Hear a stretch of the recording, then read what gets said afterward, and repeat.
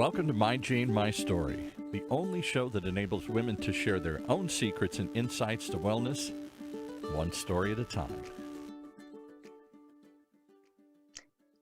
Hi, everyone. This is Hélène Blanchette at My Jane, and welcome to My Jane, My Story. Our mission is to unite and empower women through community, education, and exploration of cannabis solutions to address our biggest concerns like sleep, pain, stress, and intimacy.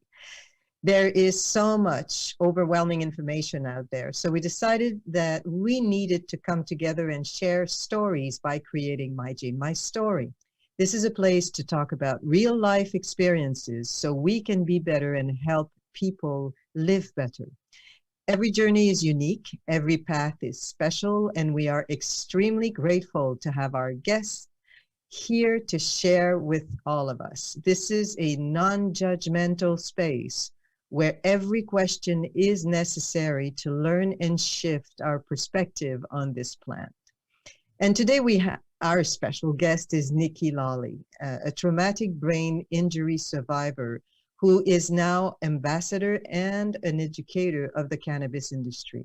We will learn today how, while working as a pediatric nurse in October 2016, she suffered both a traumatic brain injury and whiplash injury in the neck that made her unable to work as a nurse ever since. So Nikki, welcome to My Jane, My Story. And what a story you're going to tell. Welcome. Thank you so much, Ellen, for allowing me to be on your show. It's pretty exciting. I love what My Jane is doing, especially with the international sanctuary aspect of your business. You're doing so many great things for women. My journey is a little bit unique. I started out as a nurse, just doing her job just like any other day. And one day life changed just like that. Child want a vaccine and hit me frontally while I was working, assisting, trying to hold him for another nurse to get this vaccine. And he hit me frontally in the forehead. I then bounced back into a wall and back into his head. Oh my God. From that moment forward, everything in my life changed.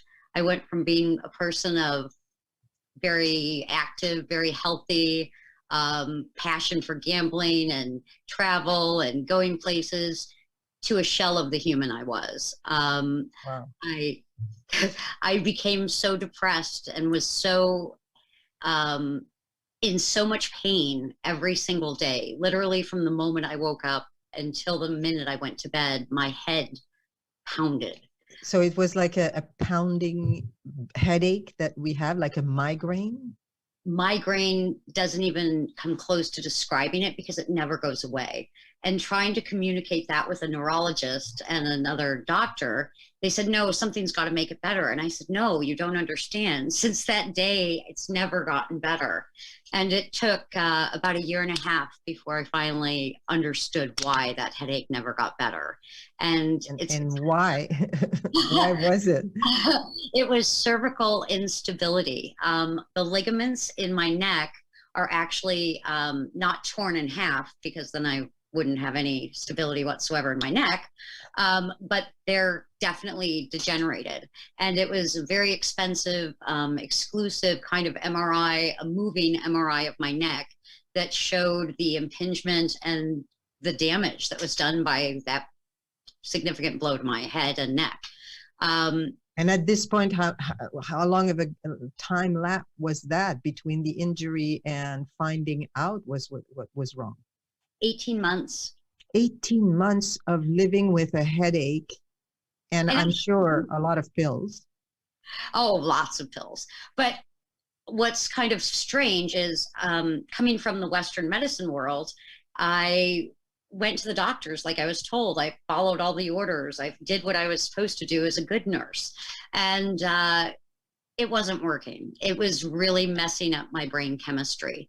I became suicidal, not just sort of a little bit, but really despondent, suicidal, planning my death in Las Vegas while on vacation. Wow. I was literally about to jump off the Cosmopolitan balcony and I saw a mobile billboard saying, "Get your medical marijuana card in Nevada today." And not And at only that point, you were not a user or just like recreational, like most of us has done I in our lives. was a cannabis user before this moment, but not since I had been injured. Once I became injured, the idea of smoking a joint or, getting high just was not really even a thought or an option. Especially taking opiates and the multitude of psychiatric drugs they gave me. And I was, then that billboard came back again. And I'm like, I don't know, it was sort of like a little light bulb kind of neon flashing saying, well, maybe weed can help you. And it was really surreal. My husband came back to the hotel after going for a walk, and I mentioned it to him, and he said, well, let's go get it. And I said, my husband's really conservative, so this was a really major thing for him to even sort of suggest, but I was really in a dark place, Ellen. I mean, to the point where I was not healthy. And wow. And we would never tell that. I mean, you are so full of energy, so eloquent, smart. And I mean, when we see you, how does injury manifest itself in your brain other than the actual pounding headache? Do you have other part of your brain, and how does that manifest itself, a brain injury? We all know what an arm injury, a hand injury, but not too many of us had brain injury. Well, honestly, it's the invisible illness or disability. Until it happens to you, you really can't begin to understand it or really empathize with it. Because I was a nurse, and here I am. Saw patients all the time with chronic illnesses and parents who dealt with it, and I had empathy for them. But it's a whole different level when it happens to you or directly to a loved one. Yeah, because it doesn't begin as a mental illness. It's a brain injury that brings all kinds of things. So, like, what kind of injury do you feel? What kind of activity or debilitating actions you can't do anymore, or you would? Going to a grocery store is impossible. Going to a movie theater, it can't happen. So what happens when you go to a grocery store? It's like a mental shutdown. It's so overwhelming between the lights, the options, the people, a mask. Now wearing a mask out in public, 100% in agreement with needs to happen. However, I have serious depth perception issues and spatial issues. So I have a major blind spot. I basically 75% of my vision is all I can see out of. So 25% is totally in blindness. And once you put that mask there, I stumble, I fall, I run into everyone. Wow. Cannabis helps so much with a lot of the balance issues, but it doesn't change the space issues. And how is that? Is it because how do you consume? Let me start by, how do you consume your cannabis? Is it like a tincture? Is it what kind of product do you do? For me personally, I have a unique digestive system. So I have learned through trial and error over the last going on 3 years now, cannabis smoking is how I must medicate. I don't. Yeah, doctors say it's the fastest way to get it to your system. It is. It's 100% fast, and I can honestly tell different terpenes and minor cannabinoids how they affect my brain differently. Canada is very close to where I live, and I learned the majority of my cannabis education and experience in Ontario. They're not only legal, but I also had medical connections. So I was really able to begin to understand. Oh, we have your internet is blocked for a moment. So you blocked when you were in Canada. That's where you learned most of what you know in the cannabis today. Yes. So cannabis in Canada is a lot different. It's having a legal state, having the ability to try and experience multiple cultivars. And I learned that certain terpenes and certain minor cannabinoids really helped me.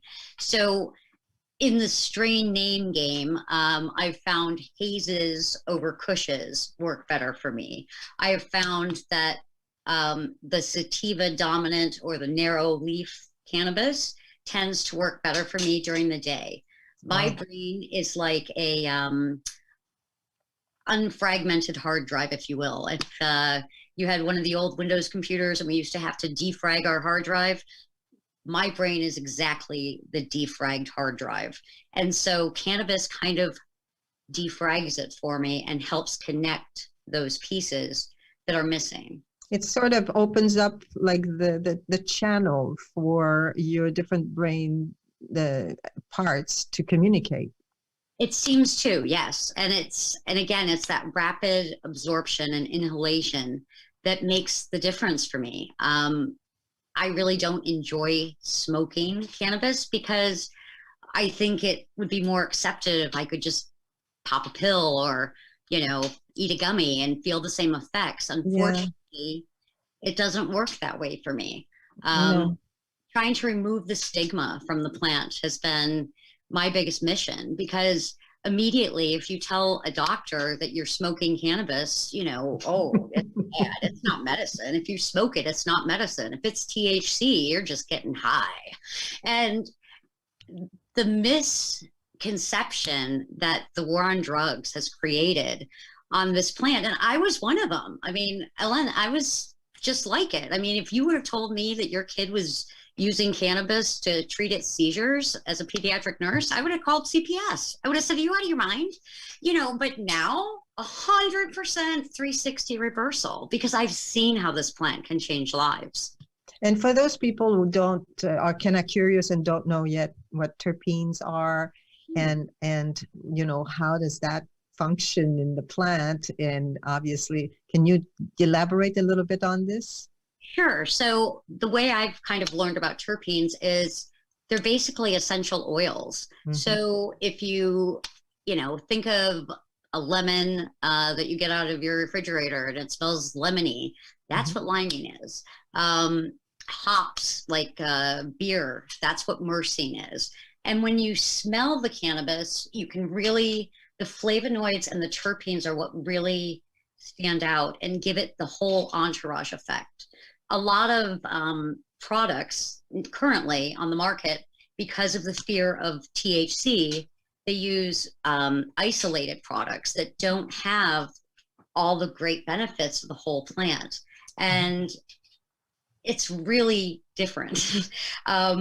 I spoke with a scientist who is literally trying to tell me that isolated products are the same as full spectrum products. And right away, he lost complete credibility. Yeah, no, not too many doctors believe that. Most of them say that, having a broad spectrum or a full spectrum will have a much better effect than just an isolate. But exactly. for some specific things, sometimes isolate works well too. But I think that depending on how much you need of having a benefit from it will determine what you should have. Definitely. So tell me, how did that evolve? Like when cannabis entered your life, you started to function better. Is this something now that you have to do daily? And if you don't, you go back and step back into where you were 3 years ago? You don't reverse, because, let me be crystal clear. Cannabis was not some magic carpet ride that now my life is just a panacea and everything is just good. It is a tool. Diet, mindset, having a purpose is what really made me kind of snap out of it. Feeling like you lost your career after being a nurse for so long, feeling like you can't contribute to the family income anymore, and just feeling like an overall failure was really challenging for me, because I've always worked all my life. And so kind of stepping back and doing the whole self-care thing, and people look at you, just like you mentioned at the beginning of the podcast, that you don't look like you have a brain injury. And I don't, because I'm not in a wheelchair. I'm not exactly It's an invisible disease, as you mentioned. And you just mentioned at the beginning that your husband is very conservative. You now just hinted again that, you know, some perception, you perceive yourself as someone that is no longer contributing to the income. But how is your entourage and your friends and your family reacting to all of this? So the fact, obviously, they know that you had a brain injury, but how did people help you? Because they had to do their journey of understanding, I guess, if they wanted to be able to support you. 100%.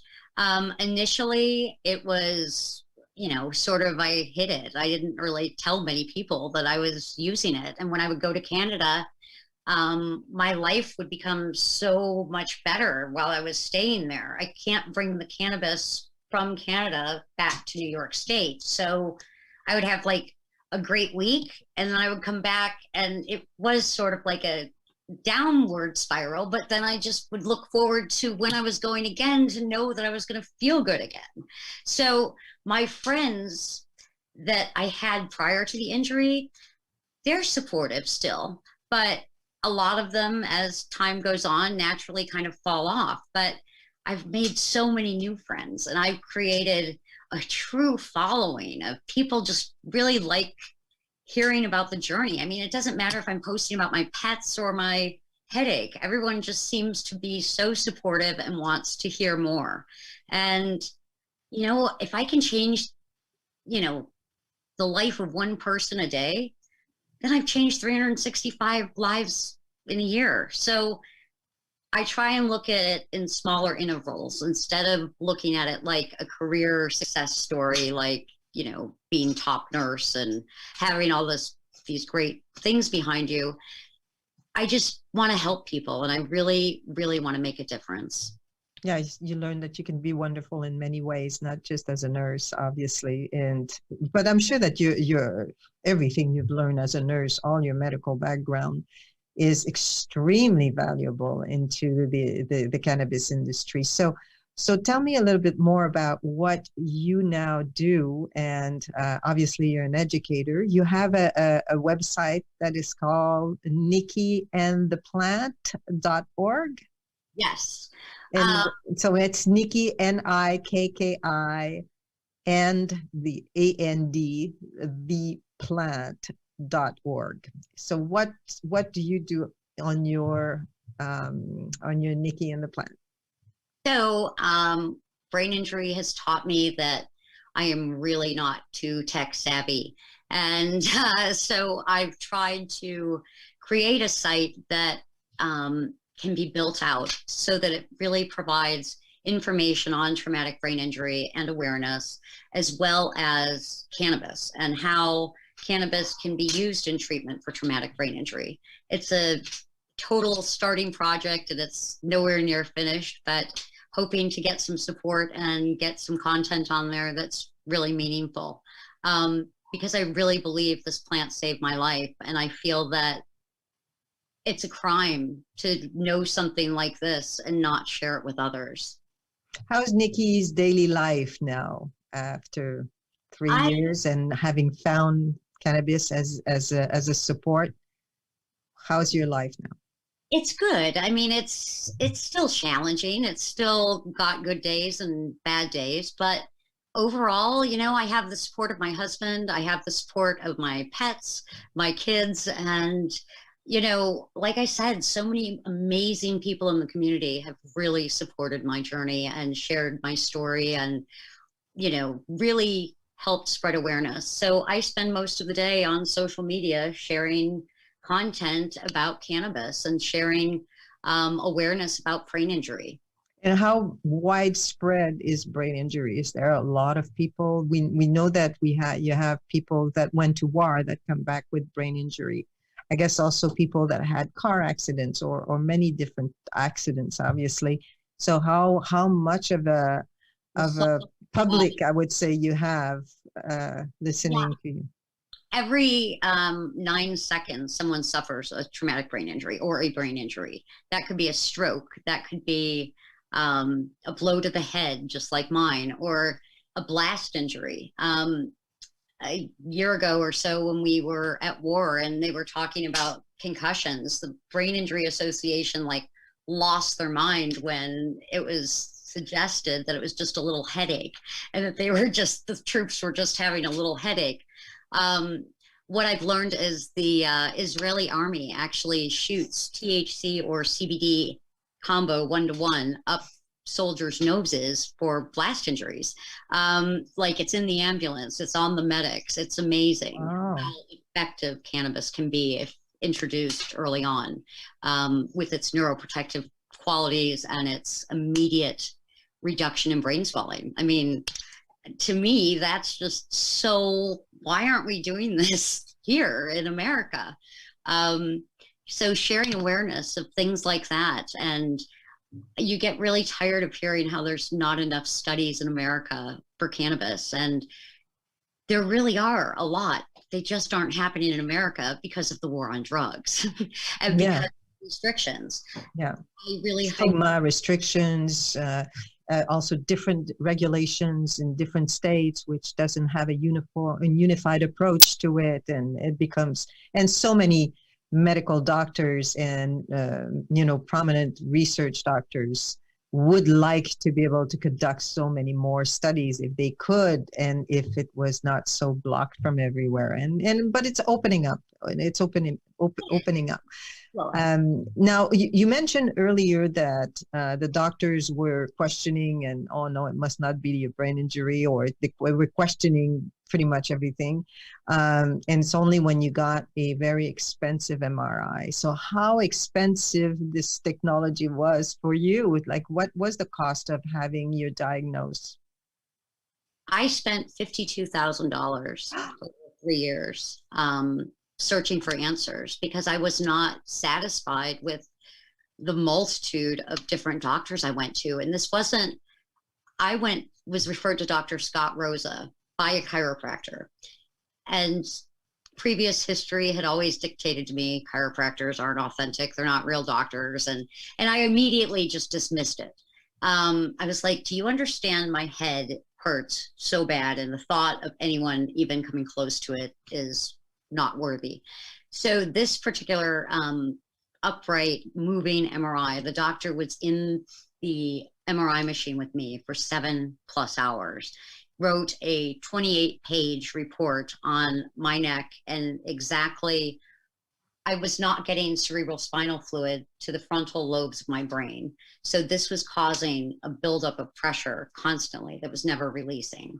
And once I got that diagnosis, and once I had an actual someone say, you have an injury. I believe you. Yeah, I believe you. You have an injury. Freeing. It was so freeing because after 28 MRIs and CT scans, and I had so many different tests and types, and it was all out of pocket because I'm a New York State workers' compensation patient.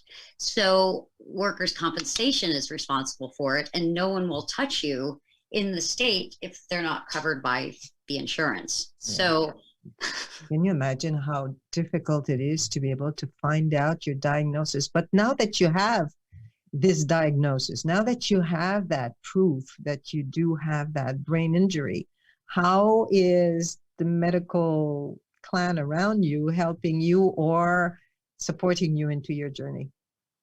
You know, it just every single day, I think I meet a new physician or have a new follower that just wants to hear more. And I've been on a multitude of podcasts, and, you know, I'm just trying to share awareness. I'm a nurse that uses cannabis, but I'm a cannabis patient first. I'm not a cannabis nurse, if that makes sense. Yes, absolutely. It makes sense. Make it crystal clear that, you know, I'm not here to prescribe or suggest to anyone. This is just my personal journey. And you have a lot of followers. I think that you have over 30,000 followers in multiple different social space. And so what would you like the social, not the social, but the public to do? You want them to go on nikkiandtheplan.org, or what can they do to help the whole situation? Feel free to reach out to me on LinkedIn as Nikki Lawley, NIKKILAWLEY, Instagram or Facebook. And then I have Nikki and the Plant on Facebook, the page. That's wonderful. Now, we have this little thing at My Jane, My Story, is that we ask our guests some little personal questions. Okay. So, what is the one thing that you will do for your wellness today? Well, mind you, your day is pretty advanced. It's already 5 o'clock. It's already 5 o'clock in New York. But what will you do today, or what have you done today to help your wellness? I have medicated with cannabis today, and that is my wellness. That is how I take care of myself. It's what allows me to function.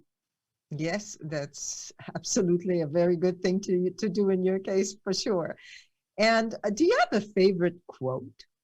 That's something that really like pushed you through all of this over the past.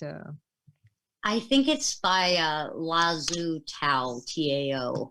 And it's living in the past creates depression. Living in the future creates anxiety.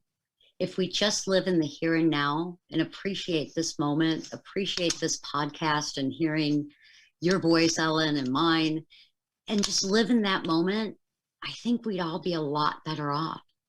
Wow, this is really powerful. I love what you just said there, because it's true, right? This is the worst. The most anxiety is when you try to control the future.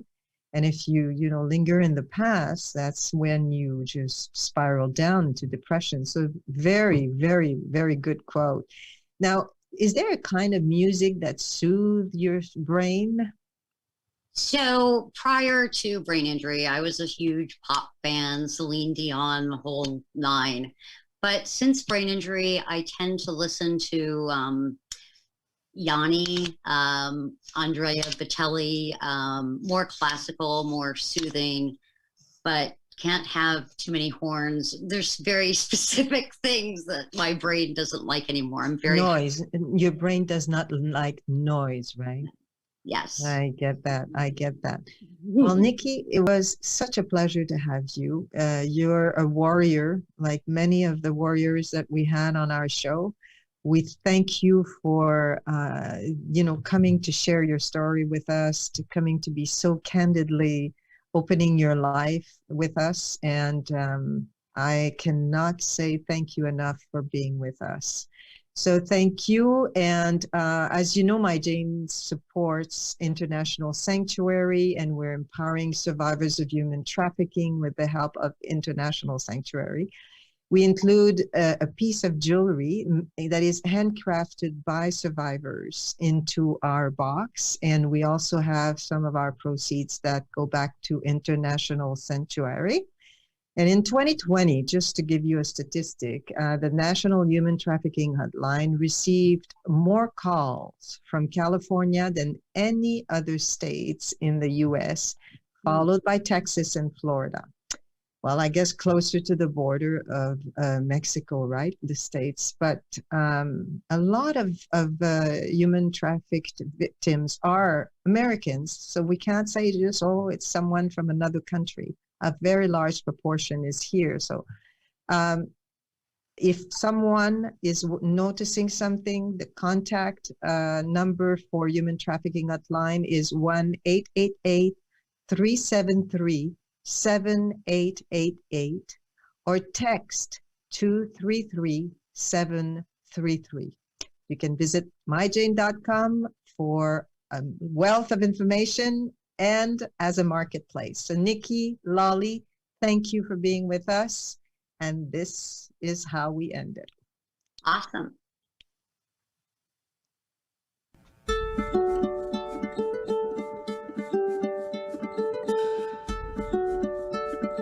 Thanks for tuning in to My Jane, My Story. If you want to learn more, you can join the My Jane community at myjane.com. Get instant access to our Facebook group, Facebook community, educational resources, and updates on My Jane products and special events. And for personal attention right now, you can also pick up the phone and call 833-MY-JANE2. That's MYJANE2. And speak to your own wellness concierge, because it's time to own your wellness. Be well.